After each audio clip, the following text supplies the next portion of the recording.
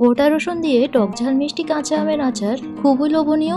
এই সিজনে এই মজাদার আমের আচারটি বানিয়ে খেতে পারেন, আর এই আচারটি কিন্তু বছর জুড়ে সংরক্ষণ করা যায়। হ্যালো এভরিওয়ান, আসসালামু আলাইকুম, welcome back to my YouTube channel the notebook blog. আজকের রেসিপি হচ্ছে গোটা রসুন দিয়ে টক ঝাল মিষ্টি কাঁচা আমের আচার। চলুন এই মজাদার আমের আচারের রেসিপিটি শুরু করা যাক। আমের আচার তৈরি করার জন্য এখানে প্রথমে কাঁচা আম নেওয়া হয়েছে পরিমাণ মতো। আমগুলোকে ধুয়ে পরিষ্কার করে খোসা ছাড়িয়ে নেওয়া হয়েছে।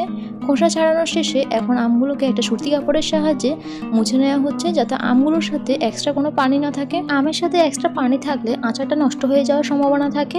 আমগুলো সুতি কাপড়ের সাহায্যে মুছে নেওয়া শেষে এখন একটা করে আম নিয়ে আমটাকে দুভাগ করে নিয়ে আমের মধ্যে যে বিচিটা আছে সেটা ফেলে দিয়ে আমের আটিটা একটা চামচের সাহায্যে পরিষ্কার করে নেওয়া হচ্ছে। স্ক্রিনে লক্ষ্য করলে আপনারা খুব সহজেই বুঝতে পারবেন। আমের আটি পরিষ্কার করা শেষে প্রতিটি আমের স্লাইস দুইটা করে স্লাইস করে নেওয়া হয়েছে। পুরো ভিডিও না টেনে দেখবেন, তাহলে আপনারা প্রতিটি স্টেপ খুব সহজেই বুঝতে পারবেন। প্রতিটি আম একই প্রসেসিং এ স্লাইস করে নেওয়া হচ্ছে।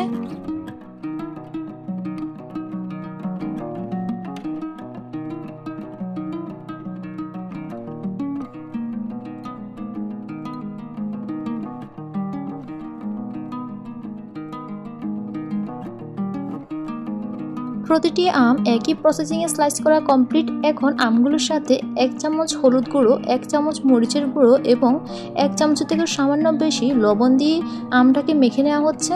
মাখা শেষ হওয়ার পরে আমগুলোকে একটা ট্রেতে করে রোদে শুকাতে দিতে হবে 7 থেকে 8 ঘন্টা। এতে করে আমের স্লাইসের মধ্যে এক্সট্রা কোনো পানি থাকলে সেটা শুকিয়ে যাবে এবং আমের আচারটা দীর্ঘদিন ভালো থাকবে। 7 থেকে 8 ঘন্টা পরে এখন আমের আচারটা তৈরি করা যাক। চলুন, আমের আচার তৈরি করার জন্য প্রথমে এখানে একটা বড় কড়াই নেওয়া হয়েছে। এর মধ্যে দেওয়া হয়েছে পরিমাণ মতো সরিষার তেল, এরপর দেওয়া হয়েছে তেজপাতা, দারচিনি, আর দেওয়া হয়েছে 1 কাপ পরিমাণ গোটা রসুন। এরপর সবগুলো উপকরণ তেলের সাথে মিশিয়ে নেওয়া হচ্ছে। আচার তৈরি করার সময় খেয়াল রাখতে হবে চুলার আঁচ যাতে মিডিয়াম লো হিটে থাকে। এই পর্যায়ে তেলের মধ্যে দিয়ে দেওয়া হচ্ছে রাঁধুনি 5 ফোড়ন, এরপর দিয়ে দেওয়া হচ্ছে গোটা শুকনো মরিচ, এরপর দিয়ে দেওয়া হচ্ছে লবণ, মরিচ, হলুদ দিয়ে শুকানো আমের স্লাইস গুলো। যারা আমার চ্যানেলে নতুন, আমার ভিডিওগুলো নতুন দেখছেন, এখন আমার চ্যানেলটি সাবস্ক্রাইব করেন নাই, তারা অবশ্যই আমার চ্যানেলটি সাবস্ক্রাইব করবেন। চ্যানেলের পাশে থাকা বেল আইকনটি অন করে দিবেন, তাহলে পরবর্তীতে নতুন নতুন ভিডিওগুলো আপনারা খুব সহজেই পেয়ে যাবেন। আর যারা সাবস্ক্রাইব করেছেন, চ্যানেলের পাশে আছেন, তাদেরকে অসংখ্য ধন্যবাদ। এই পর্যায়ে আমের স্লাইসগুলোর সাথে দিয়ে দেওয়া হচ্ছে 2 চামচ লবণ, 1 চামচ লাল মরিচের গুঁড়ো, 1 চামচ ধনিয়া গুঁড়ো, 1 চামচ জিরা গুঁড়ো। এরপর দিয়ে দেওয়া হচ্ছে 1 চামচ রসুন বাটা, 1 চামচ সরিষা বাটা। এখন সবগুলো উপকরণ আমের স্লাইসগুলোর সাথে ভালো করে মিশিয়ে নেওয়া হচ্ছে। এই আচারটা তৈরি করার সময় খেয়াল রাখতে হবে চুলার আঁচ যাতে মিডিয়াম রোতে থাকে, তা না হলে আমের আচারটা পড়ে যাওয়ার সম্ভাবনা থাকে। এই পর্যায়ে আচারের সাথে দিয়ে দেওয়া হচ্ছে 3 থেকে 4 কাপ পরিমাণ চিনি।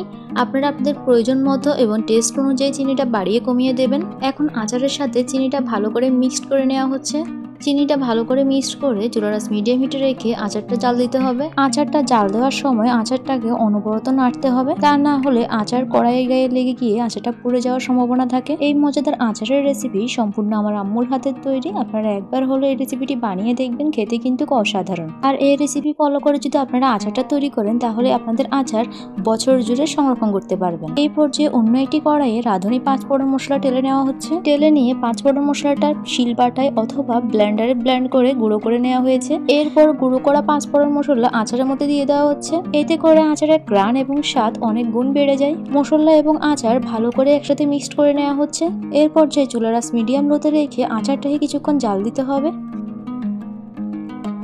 কিছুক্ষণ জাল দেওয়ার পরে আচারের পরিমাপ অনুযায়ী 1 থেকে 2 চামচ সিরকা বা ভিনেগার দিয়ে দেওয়া হচ্ছে আচারের মধ্যে। আপনারা যদি আচারটা বছর জুড়ে সংরক্ষণ করতে চান, তাহলে আচারের মধ্যে অবশ্যই সিরকা বা ভিনেগার দিতে হবে। সিরকা বা ভিনেগার দেওয়ার পরে আচারটাকে 20 থেকে 30 মিনিট জাল দিতে হবে। এরপর আচারটা তৈরি হয়ে যাবে। আচারটা তৈরি হয়ে যাওয়ার পরে আচারটাকে একটা বড় বাটিতে নিয়ে নেওয়া হয়েছে। এই পর্যায়ে আচারটা ঠান্ডা হয়ে যাওয়ার পরে আচারটাকে একটা জারে সংরক্ষণ করে নেওয়া হচ্ছে।